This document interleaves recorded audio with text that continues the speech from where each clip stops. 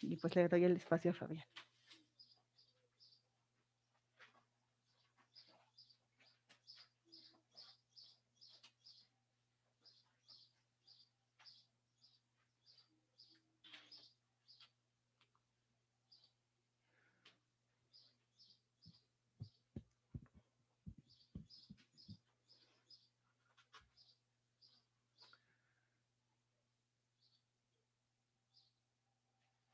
Gracias. Gracias, hermanos. Nuevamente, bienvenidos todos. En efecto, este es el último capítulo que vamos a explorar de Primera de Corintios, nuestra serie que nos ha llevado varias semanas, varios meses de hecho, y hoy concluimos este estudio. La siguiente semana tendremos un tiempo para compartir todos cómo el estudio de este texto bíblico nos ha impactado, nos ha beneficiado, también para accionar alguna pregunta que tengamos, alguna duda sobre el texto. Va a ser un tiempo para, digamos, de retroalimentación mutua. Esa va a ser la intención del próximo domingo y de esa manera cerrar esta serie de Primera de Corintios para entonces, a partir del segundo domingo de agosto, Dios mediante, ver otro texto del Antiguo Testamento, un texto corto, breve, un texto de la literatura profética.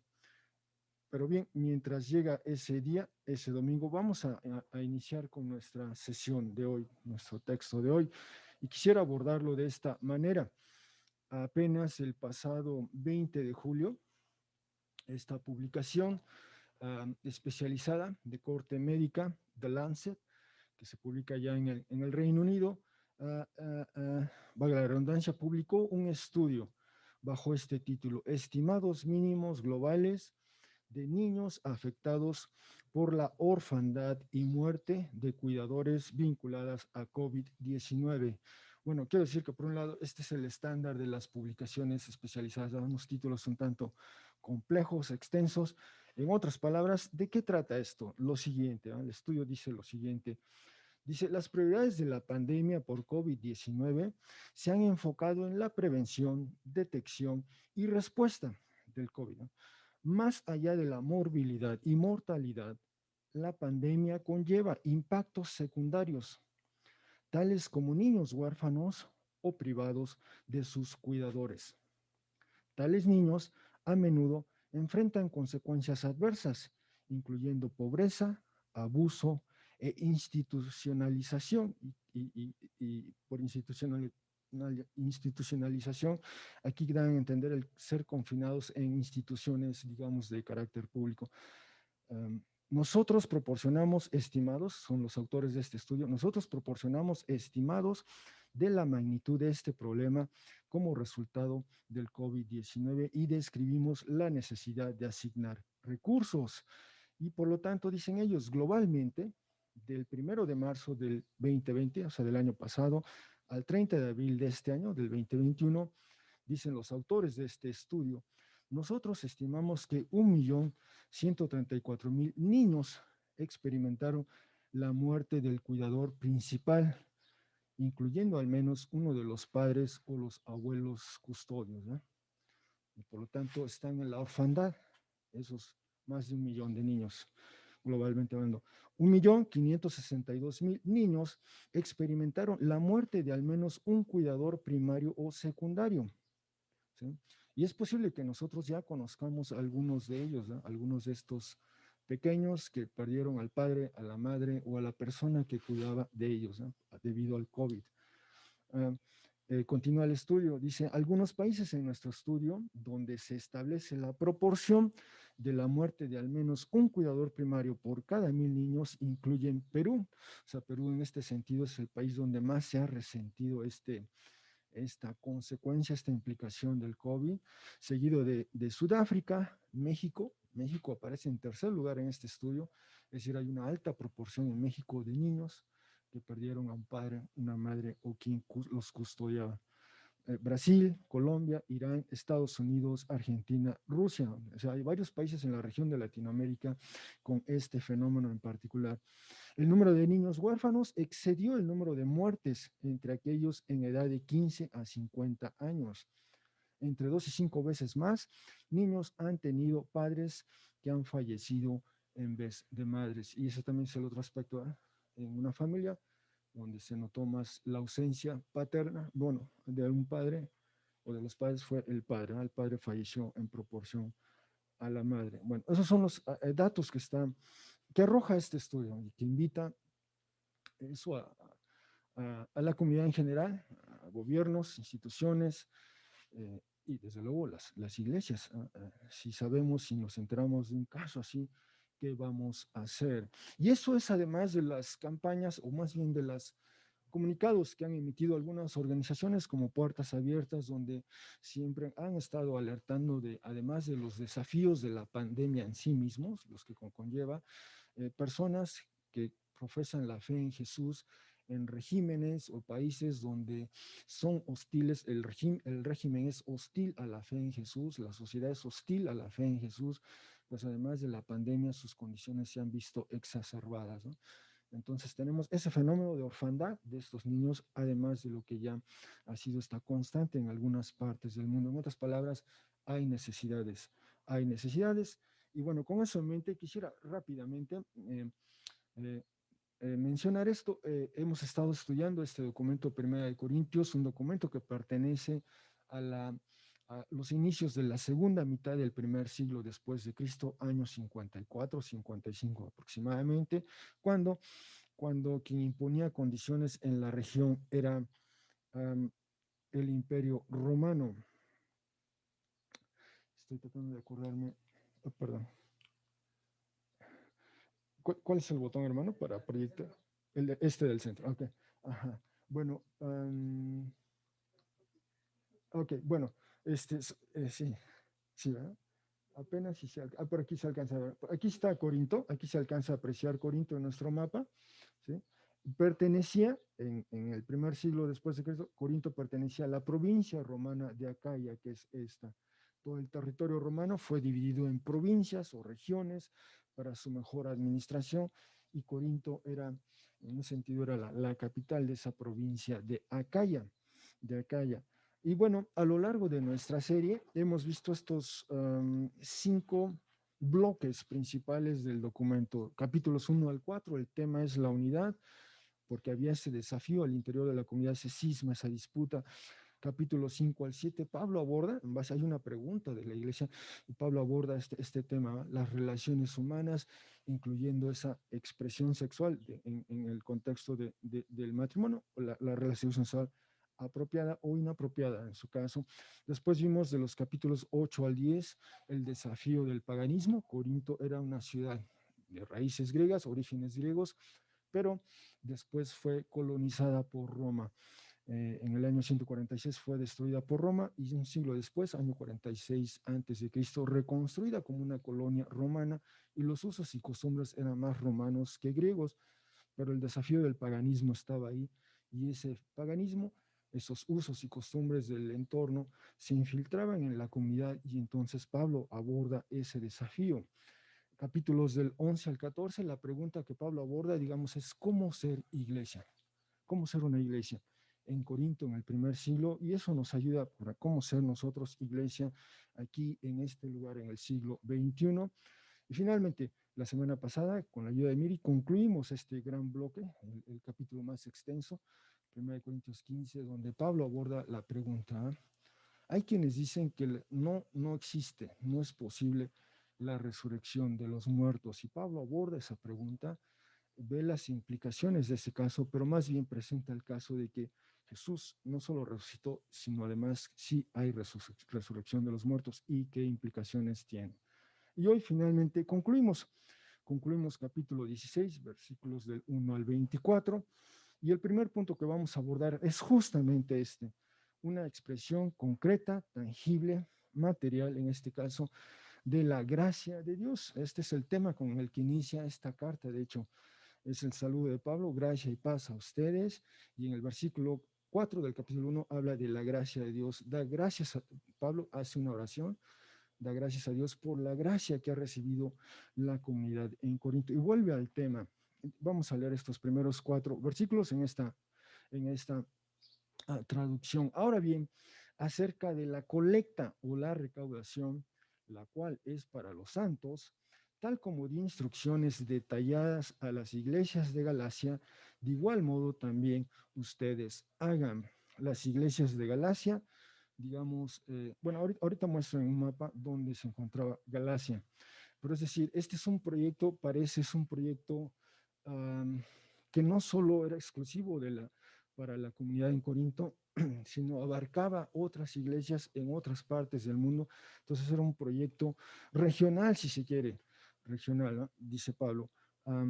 De igual modo, dice también ustedes hagan, versículo 2, durante el día 1 de la semana o durante o en el día 1 de la semana, cada uno de ustedes, recuerden, Pablo está hablando a los miembros de la iglesia en Corinto, cada uno de ustedes delante de sí mismo, es decir, cada quien sabe, aparte, literalmente atesorando, o diríamos hoy día, ahorrando, o como se dice coloquialmente, ¿no?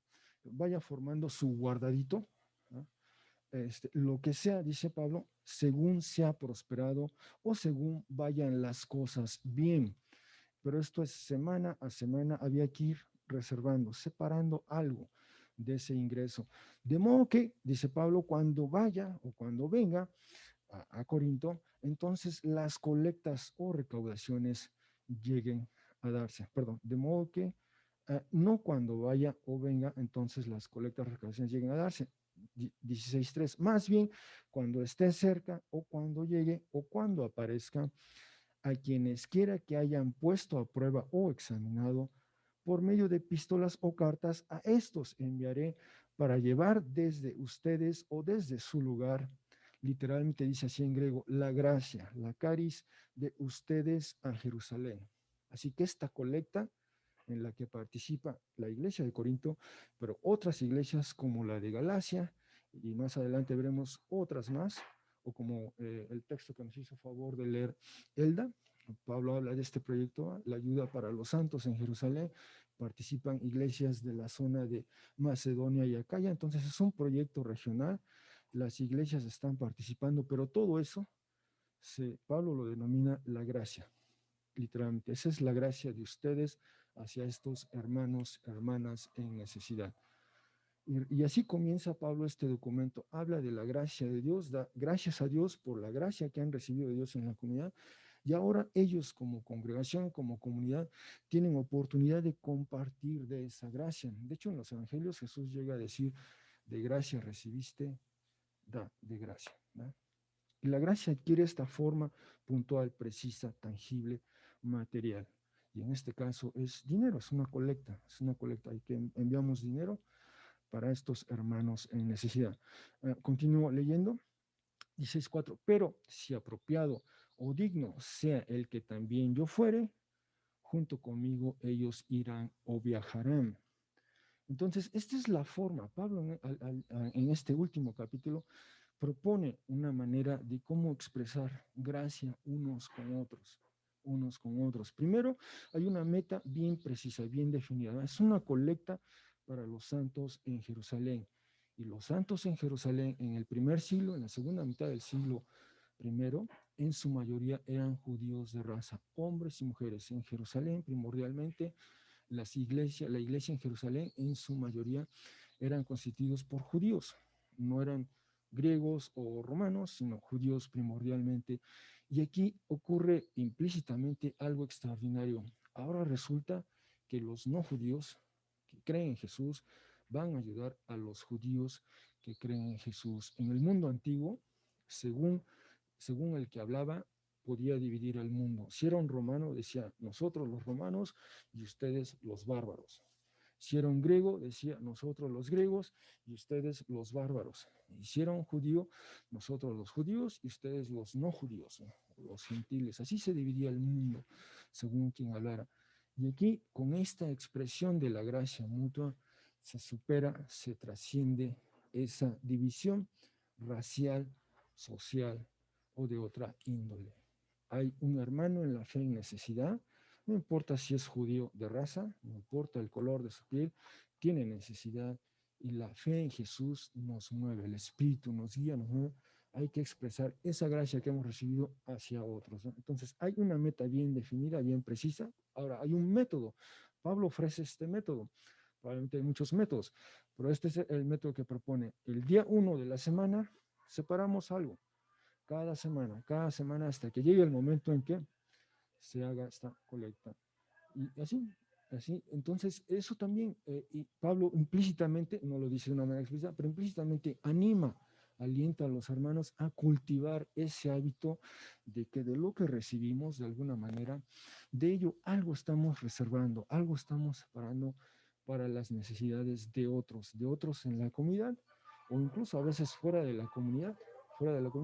Lo tercero que Pablo propone en este proyecto es un modo de entrega confiable.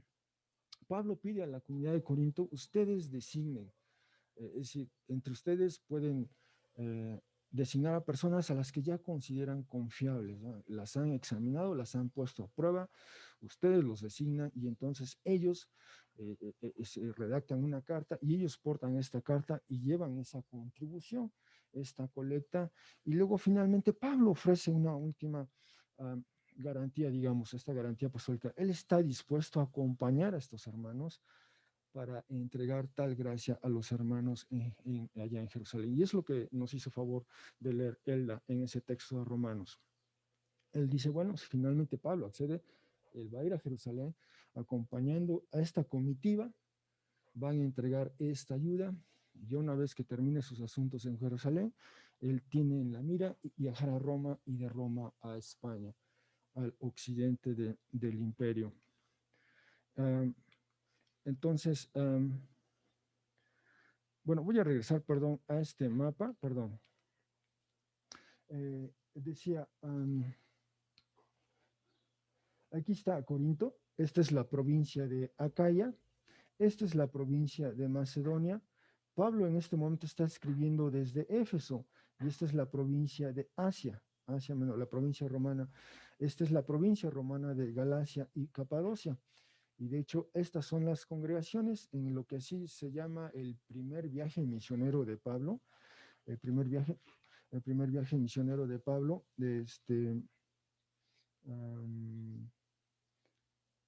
perdón, trato de ubicar mi foquito. Bueno, sí, por aquí anda. Bueno, quiero decir, ahí está Galacia, es la zona donde en lo que se suele tradicionalmente llamar en el libro de los Hechos, Hechos 13, 14, 13, 14 más o menos, es el viaje de Pablo a Galacia, son las primeras congregaciones que él planta ahí, y esa es la zona de Galacia. Él se encuentra ahora en la provincia de Asia, la provincia contigua o vecina, pero él está hablando en el texto que nos leyó Elda para nosotros, habla de las iglesias de Macedonia y Acaya. Entonces, como vemos, este es un proyecto regional de todas estas congregaciones en las que Pablo tuvo alguna participación al plantarlas, digamos, ahora las convoca. Hay necesidad de los hermanos en Jerusalén, por aquí está Judea, Jerusalén, ahí más o menos, y entonces toda esta zona es lo que hoy es Turquía y hoy Grecia, es la convocatoria de Pablo a expresar la gracia de esa manera, a la ayuda, a atender esta necesidad. Bueno, ese es el primer punto que Pablo aborda y nos da algunos lineamientos que nosotros como comunidad, como congregación podemos seguir. Hay un proyecto, hay un método, hay ciertos controles, digamos, y garantías, ¿eh? De modo tal que esos recursos lleguen o se destinen a ese proyecto en particular. El segundo punto que Pablo aborda en este último capítulo es lo que podemos llamar las posibilidades de la coinonía, de la comunión unos con otros, y en este caso los que viajan. 16:5 dice Pablo. Recuerden, el 4 menciona la posibilidad, si ustedes quieren que yo los acompañe, voy con ellos, ¿no? Pero dice en el versículo 5, pero iré o vendré a ustedes, es decir, va a ir a Corinto, cuando por Macedonia haya pasado o cruzado, ya que por Macedonia paso o cruzo. Pero yendo hacia ustedes, ¿acaso me quedaré cerca? ¿O acaso me quedaré con ustedes? ¿O incluso invernaré o pasaré el invierno? De modo que ustedes me envíen acompañado, esa es una manera, es decir, va con otras personas, u otra manera de entender ese verbo en griego es, o ustedes me envíen con lo necesario para el viaje. a donde vaya, ya que no quiero o no deseo a ustedes ver ahora de paso, ya que espero cierto tiempo permanecer entre ustedes, si el Señor permitiera, si el Señor ordenara o si el Señor instruyera, pero permaneceré en Éfeso hasta el Pentecostés, ya que una gran y efectiva puerta para mí ha sido abierta y quienes se oponen son muchos. Bueno, Pablo esto es lo que está diciendo. Ah, él se encuentra aquí en Éfeso, más o menos. Esta es la costa, hoy, la costa oeste de Turquía hoy día. Aquí está en Éfeso, la provincia de Asia. Él quiere pasar, bien pudiera viajar por mar para ir de Éfeso a Corinto, pero en vez de ello, él quiere hacer el recorrido, ir por Macedonia. En Macedonia están estas iglesias de Filipos, de Tesalónica, quizá recordemos, y después bajar hacia Acaya, hacia Corinto. ¿No? Puede pasar por Atenas y Corinto. Entonces, es esa deliberada intención de Pablo de al viajar, pues quizá visitar a los hermanos y hermanas y ver cómo están, tener ese tiempo, esa interacción con ellos, esa comunión con ellos, y entonces llegar así. Entonces Pablo dice, pues no quiero ir con prisa, ¿no? Quiero tomarme mi tiempo para estar con ustedes, disfrutar con ustedes, incluso puede que pase el invierno con ustedes. Pablo está escribiendo, bueno, repito, Pablo está en Éfeso y probablemente está escribiendo cuando era la primavera más o menos, ¿verdad? La primavera, y todo el trayecto que ha mencionado le puede llevar el verano, y en el invierno pues ya no se, por lo menos navegar ya no era recomendable, ¿no? Había sus temporadas para navegación, pero el invierno no era recomendable hacerlo en invierno. Bueno, ese es un aspecto. Otro que quisiera destacar es esto. Pablo usa el verbo en griego propempo, propempo, ¿no? Pro y pempo, ¿verdad? Se forma del prefijo pro y pempo, enviar. Y dice, y este verbo se puede entender así como enviar delante, enviar hacia adelante, conducir, escoltar, acompañar, o bien conducir a alguien que tiene un destino en mente, acompañar, escoltar o ayudar a alguien a hacer un viaje, enviar a uno con comida o dinero para el camino, acordar acompañantes o medios de viaje. Y este verbo lo utiliza Pablo aquí en este versículo 6 y en el versículo 11 que vamos a leer en un instante cuando habla de Timoteo. Pero esta es la intención. Pablo no usa el verbo pempo simplemente como para mirar, sino usa propempo, es deliberado, porque esa es la otra intención. Así como se expresa la gracia de una comunidad hacia otra, así la comunidad también puede participar de otra manera expresando la gracia con estos individuos, ¿no? En el caso de Pablo, él tiene que viajar y espera, invita a la iglesia a que participe, que ejerza esa coinonía y también participe, ¿no? Es decir, tiene que viajar y él está abierto a que ellos, si quieren, pueden enviar a alguien que lo acompañe de un trayecto a otro, por ejemplo, o incluso que le provean los recursos, ¿verdad? La comida que requiere para el viaje, quizá los recursos financieros también que requiere para viajar, hospedarse, y moverse de un lugar a otro. Pablo espera también, es decir, abre esa oportunidad, abre esa ventana de interacción, de comunión, de coinonía. Y es importante destacar eso. Y de hecho, en varios textos se emplea este verso, y quizá el pasaje clásico es tercera de Juan 6. De hecho, no sé si alguien nos pudiera hacer el favor de pasar al frente y leer para nosotros tercera de Juan 6. Es un texto clásico que combina dos puntos, pero ahí está este verbo, tercera de Juan 6. Si alguien lo tiene y pasa al frente y nos lo lee, por favor. Adelante, Fila, gracias. Sí, tercera de Juan 6, sí. Dice, porque ellos dan testimonio de tu amor ante la iglesia, harás bien en ayudarlos a proseguir su viaje de una manera digna de Dios. Gracias. Sí. Harás bien en ayudarles, ¿no? Y esa es la idea, ¿no? Pablo, digo, el autor de Tercera de Juan también está hablando ahí de estas personas que viajan y es una oportunidad. Aquellos sí, que viajan, especialmente tienen este llamado del Señor a participar en una diversidad de ministerios o proyectos, es también una oportunidad de las comunidades de fe de acompañarles de esa manera a estos hermanos o hermanas. Continúa el texto. Recuerden, este fue Pablo, ¿eh? Pablo plantea sus planes. Voy a rezar. Pablo plantea sus planes. Quiere, no, es decir, quiere visitar Corinto, pero no quiere hacerlo deprisa, quiere pasarse un tiempo con ellos y ya mencionó el recorrido que planea hacer y menciona que en Éfeso, mientras tanto, ahí quiere estar hasta el Pentecostés.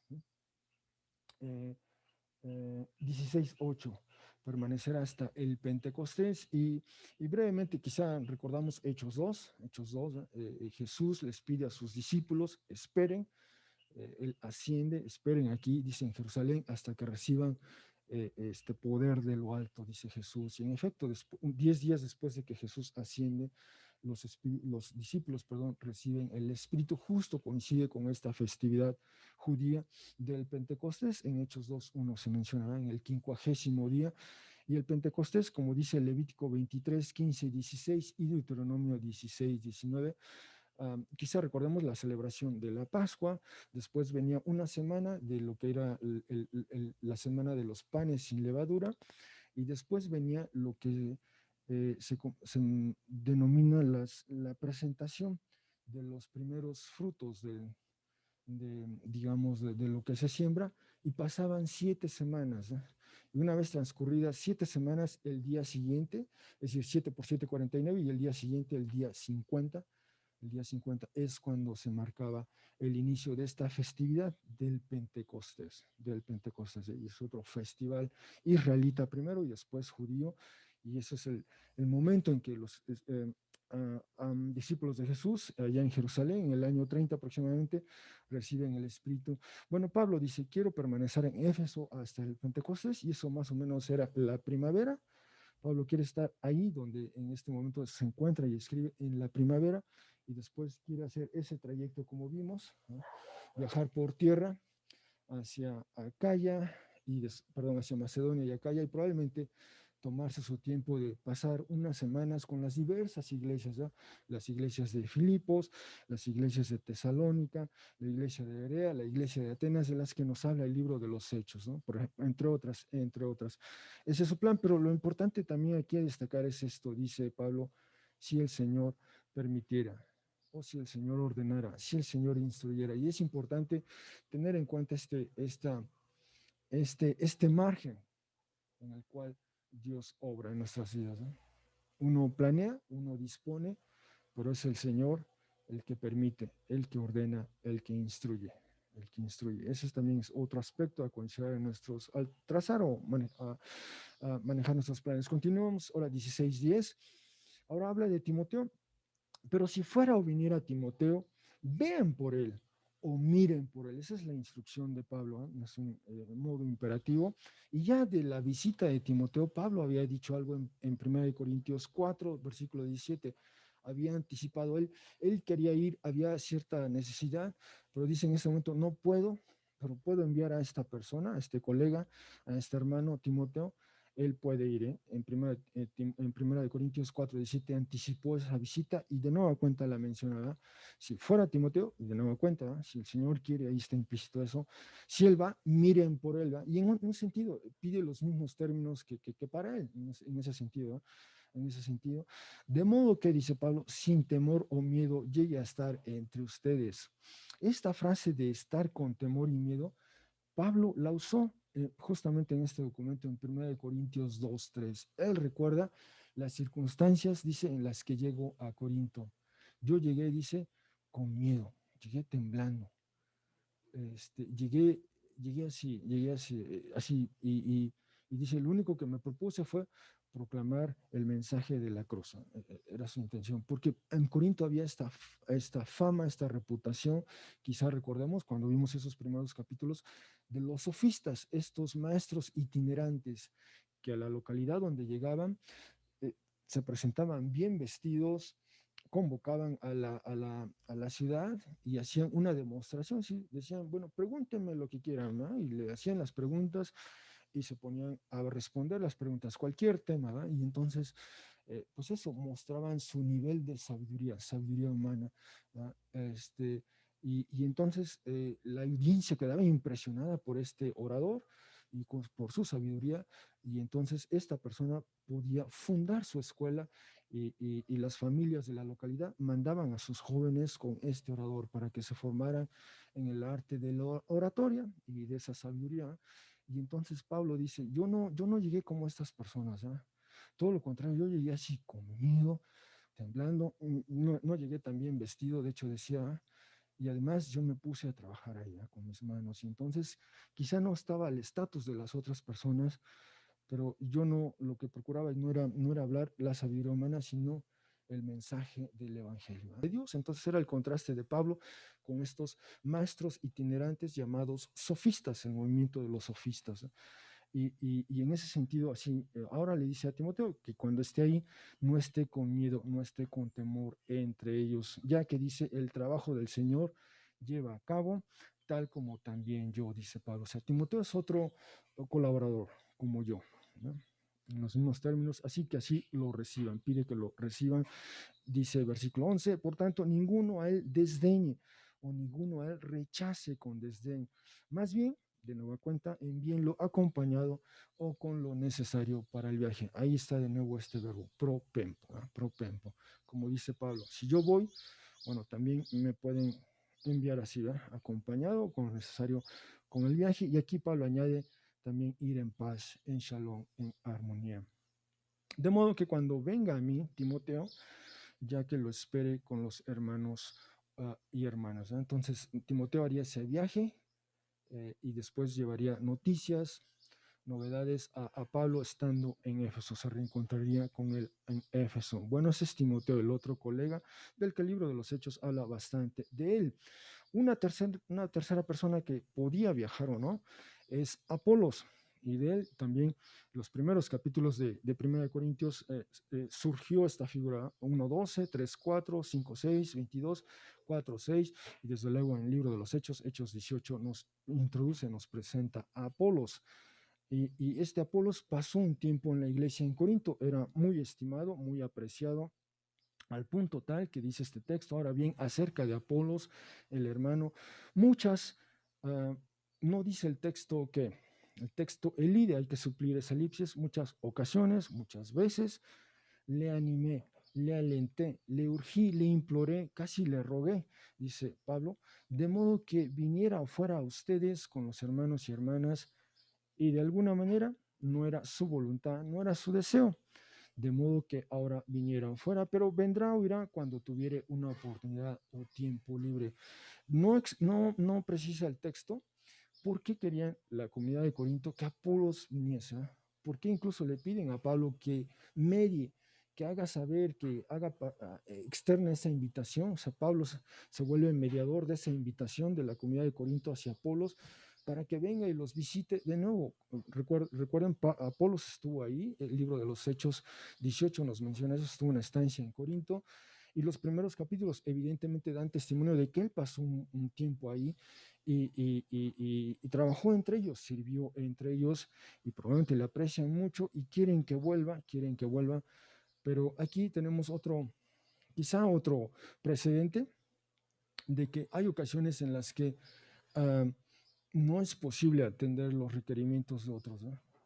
No nos dice aquí por qué exactamente, simplemente dice cuando tuviera una oportunidad, cuando tuviese tiempo libre, él iría. De momento no nos dice por qué, en qué está ocupado Apolos, dónde se encuentra en este momento, no lo dice, pero esta es una instancia donde se puede decir no a veces a requerimientos por X o Y causa, ¿verdad? Y no es ningún problema. Bueno, este es Apolos, así que vimos tres personas que están por viajar, Pablo, Timoteo, Apolos, cómo la comunidad puede participar con ellos, acompañándoles o proveyendo para sus necesidades, e incluso Apolos a veces no está en condiciones de ir. Un tercer punto en este último capítulo son estos imperativos de la fe en Jesús, versículos 13 y 14. Hay 5 oraciones, 5 sentencias, y todas ellas tienen, uno de los verbos está en modo imperativo. Son órdenes, son instrucciones directas y tajantes. Primero, estén alertas o despiertos. Segundo, permanezcan firmes en la fe. Tercero, condúzcanse de una manera valiente. Cuarto, sean fuertes.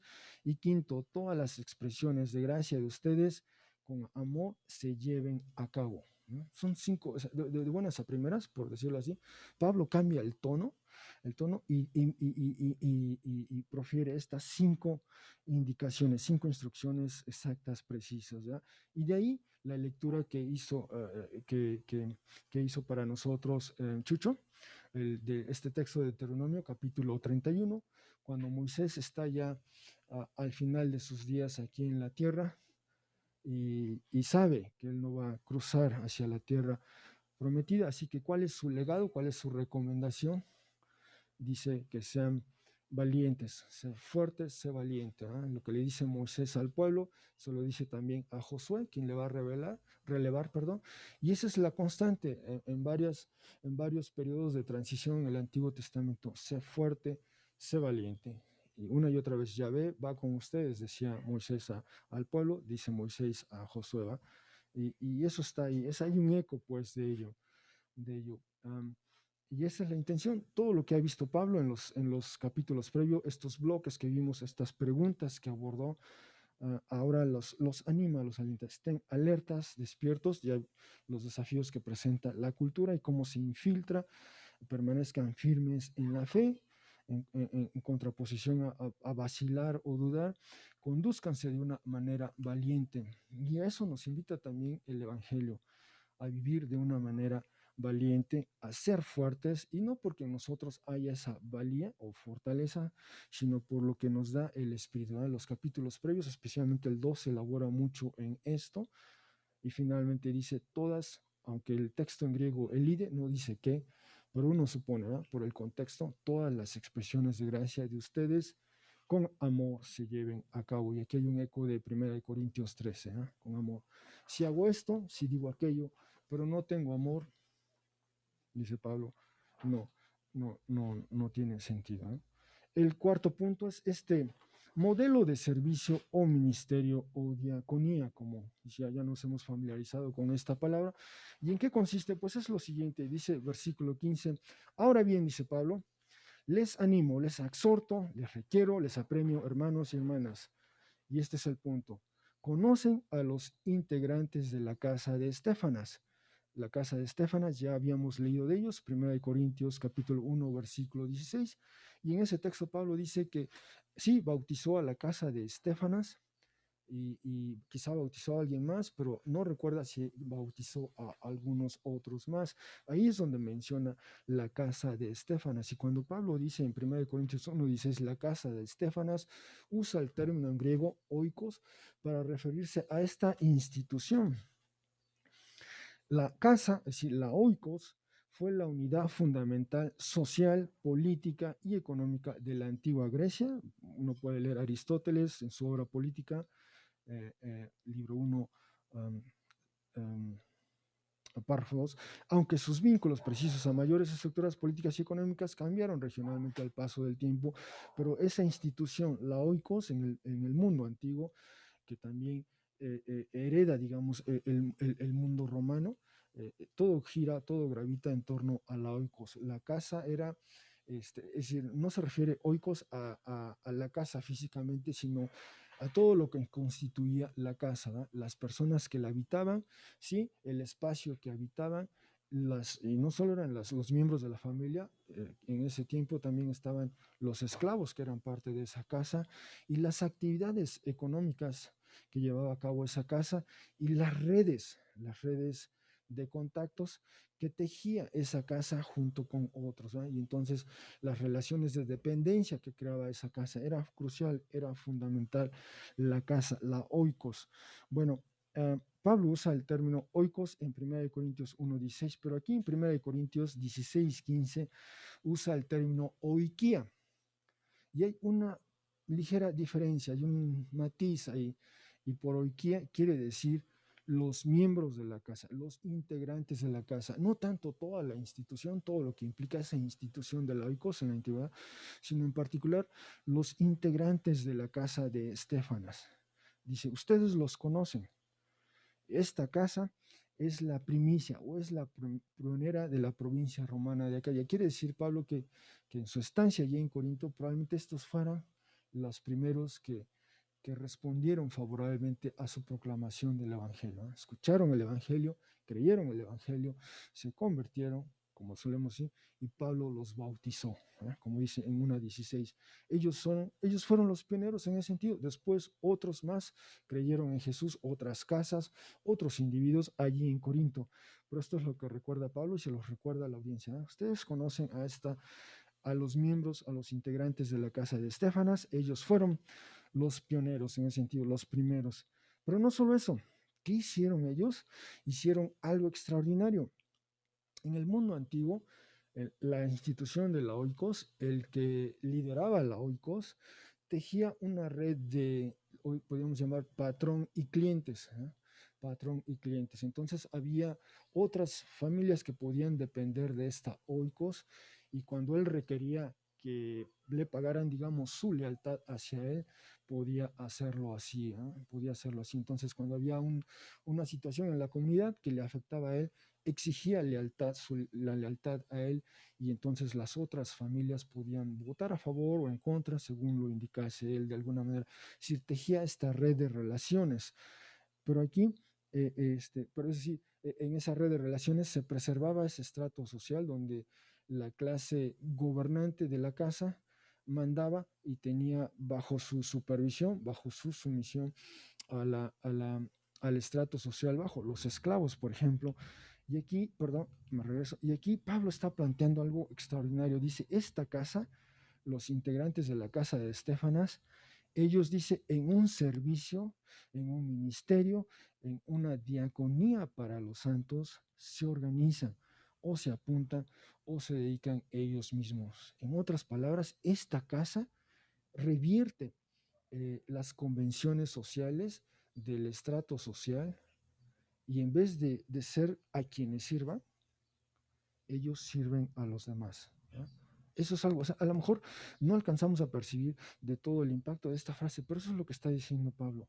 A diferencia del resto de la cultura, del entorno, esta casa en particular tomó esa decisión. Escucharon el Evangelio, creyeron en Jesús, fueron bautizados por Pablo en 1:16 y fueron más allá. ¿Cómo traducen su fe? ¿Cómo traducen la gracia que han recibido? Pues como casa, como los integrantes de la familia, resuelven servir a todos los santos, no solo a unos, a todos, ¿no? No importa el estrato social, resuelven de servir a todos, se organizan, se apuntan, se dedican ellos mismos. Por eso Pablo está diciendo, acuérdense de ellos, ustedes los conocen, 16:16, de modo que también ustedes estén subordinados o sujetos a los de ese tipo o a los de esa clase, a ese tipo de personas que cuando creen en Jesús toman esta resolución: yo voy a servir a los demás, quienes sean.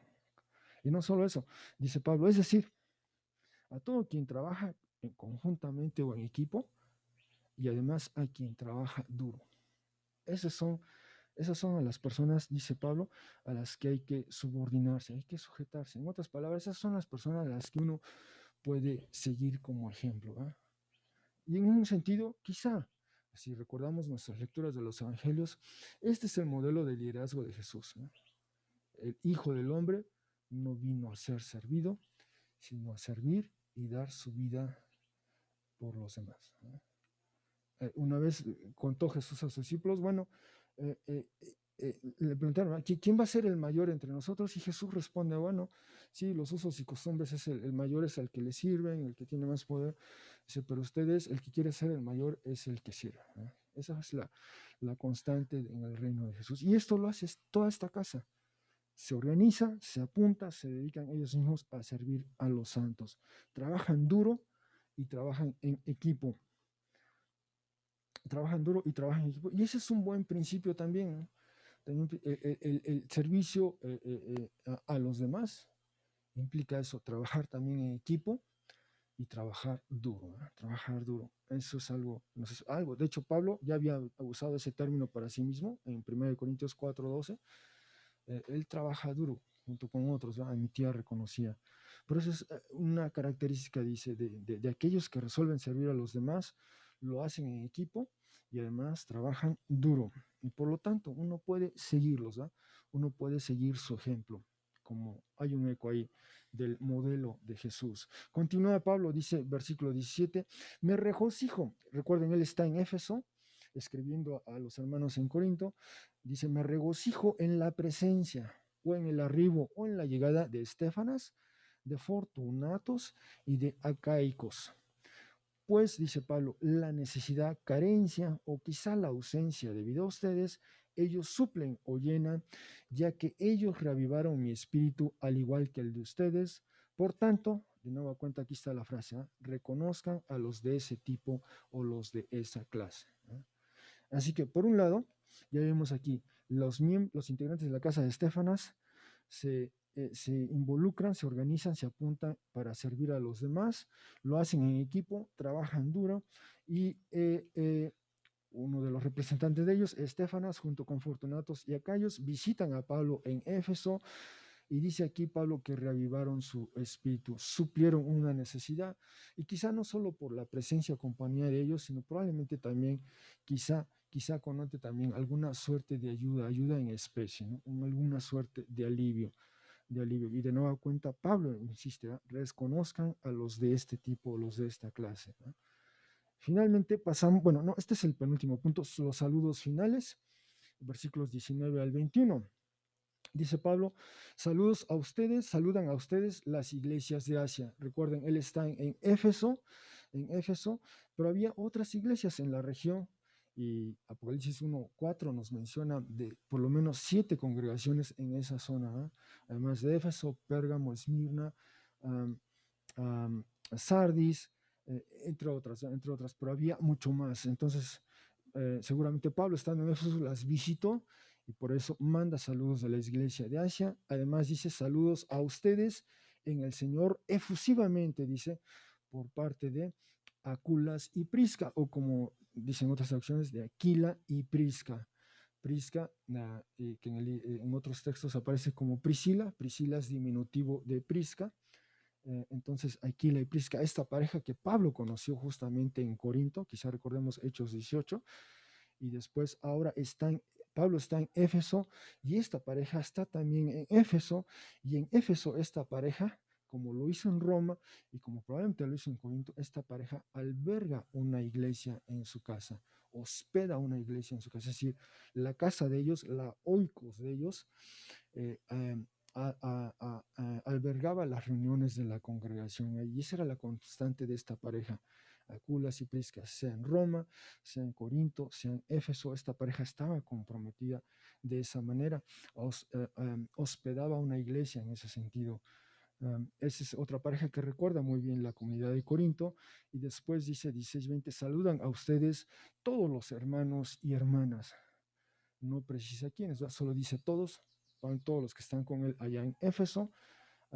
Bueno, van saludos para ellos, y luego viene esta orden, en realidad está en modo imperativo, salúdense unos a otros con un beso santo.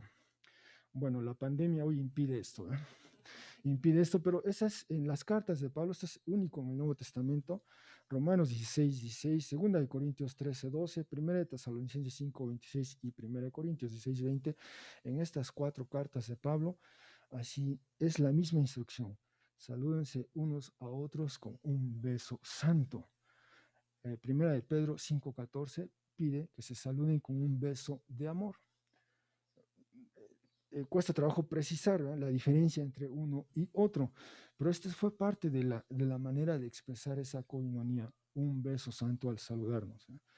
Y finalmente, 16:21, en esta sección de los saludos, dice Pablo, el saludo por mi mano de Pablo. Y esa frase tal cual, el saludo por mi mano de Pablo, figura en Colosenses 4:18, 2 de Tesalonicenses 3:17 y 1 de Corintios 16:21. Y esto implica que Pablo estuvo dictando su carta.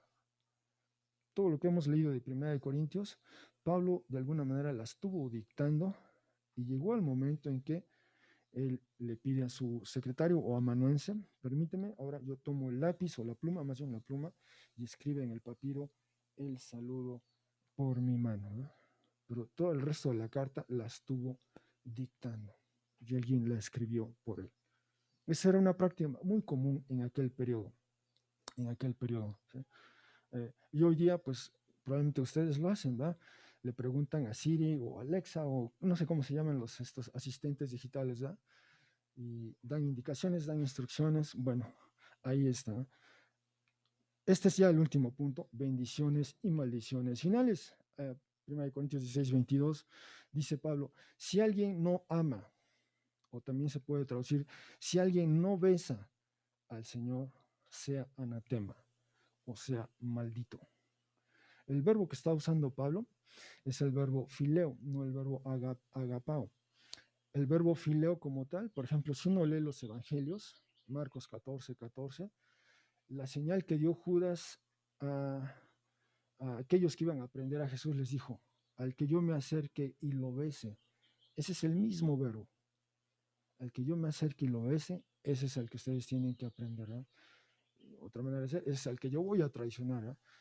Entonces, puede entenderse así, ¿no? Al que no besa, al quien no besa al Señor. Pero también dice al quien no ama. Quizá recordemos ese episodio, Juan 21, ya Jesús ya había resucitado, está con los discípulos, y digamos que charla a solas con Pedro. Y en esa charla le pregunta 3 veces, Pedro, ¿me amas? Y Jesús usa el verbo agapao y también el verbo fileo, ¿no? Y Pedro está respondiendo, sí, yo te amo, sí, yo te fileo, digamos, yo te amo, yo te amo, yo te amo, ¿no? Ese es el tipo de amor, ¿no? Si alguien no ama al Señor, sea anatema o sea maldito. Si alguien no besa al Señor, también se puede decir así, ¿no? Sea anatema, sea maldito. Es muy fuerte esta afirmación de Pablo, ¿no? ¿Sí? Y después viene, y bueno, recordemos ya la expresión anatema como tal, había ya aparecido en 12:3, capítulo 12, versículo 3, sí, alguien que recibe el Espíritu de Dios por creer en Jesús, no puede decir, no puede maldecir el nombre de Jesús. Eso dice Pablo en 1 Corintios 12:3, ¿no? Nadie puede maldecir a Jesús si es que ha recibido el Espíritu, ¿no? Pero entonces, si hemos recibido el Espíritu, no podemos decir que no amamos al Señor. ¿Cómo se ama al Señor? Bueno, en los versículos previos, Pablo ya ha dado instancias, ¿verdad? ¿Cómo expreso mi amor al Señor? Pues a través de otros, ¿verdad? Comunicando esta gracia, cuando los que viajan, pues los apoyamos, servimos a todos los demás, entre otras, entre las muchas maneras en que podemos expresar nuestro amor al Señor o nuestro besar al Señor, si se quiere. Y luego Pablo, de buenas a primeras, introduce esta frase en arameo, Maranatha, Maranatha, ¿no? Y es la única referencia en todo el texto en griego, ¿no? Introduce esta expresión así de buenas a primeras, ¿no? Y hay este consenso académico de que esta expresión significa ven Señor, por lo menos, ¿no? Está en arameo esta expresión, y probablemente Pablo la recoge, ¿no? La recoge de aquellos días suyos en Jerusalén, y entonces simplemente la escribe aquí. Finalmente dice Pablo, la gracia del Señor Jesús sea con ustedes. La gracia aparece en todos esos textos ahí en este documento. Lo interesante es que en 1 de Corintios 1, 4 y 3:10 dice la gracia de Dios. La gracia de Dios, ¿no? O gracia y paz de Dios nuestro Padre. Bueno, y ahora habla puntual y específicamente la gracia del Señor Jesús sea con ustedes. Entonces, la fuente de la gracia es el Dios Trino, ¿no? Es el Dios Padre, Dios Hijo. Y finalmente dice Pablo, el amor mío sea con todos ustedes en el Mesías Jesús. Bueno, esta es la manera de expresar que yo amo a Jesús, ¿no? Sirviendo, dándome por los demás, digamos. Así concluye esta carta, ¿no? Así concluye esta carta que nos ha llevado nuestras semanas, nuestros meses, de hecho, pero así concluye con esta nota, ¿no? Este desafío de amar a Jesús o de besarlo, de la gracia del Señor y de cómo expresamos nuestro amor a otros. Bueno, en conclusión, Pablo, en efecto, valga la redundancia, concluye su carta con una suerte de miscelánea marcada por la gracia de Dios y del Mesías Jesús. Por un lado, está la gracia o ayuda a los hermanos y hermanas en la fe en Jerusalén, es decir, una colecta de dinero para suplir sus necesidades. Por otra parte, está la posibilidad de ejercer una mutua diaconía con quienes de la comunidad de fe amplia viajan de un punto a otro por razones de su ministerio, entre otras. Además está el modelo de liderazgo al que invitan los integrantes de la casa de Estéfanas. Sirven a todos los santos, lo hacen en equipo y trabajan duro, ¿no? Ese es el modelo de ellos. Un saludo con un beso santo quizá expresa de mejor manera la coinonía que debemos practicar unos a otros. Todo lo anterior es una manera de expresar amor a Jesús. Algunas implicaciones, del pasaje que vimos hoy. ¿De qué maneras tangibles y prácticas podemos expresar la gracia de Dios y del Señor Jesús a nuestras hermanas y hermanos en necesidad, ¿no?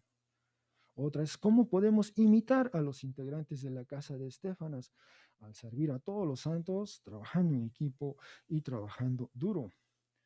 Finalmente, si digo que amo a Jesús, ¿cómo puedo expresar ese amor hacia otros?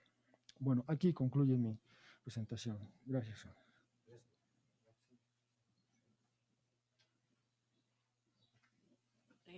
Hoy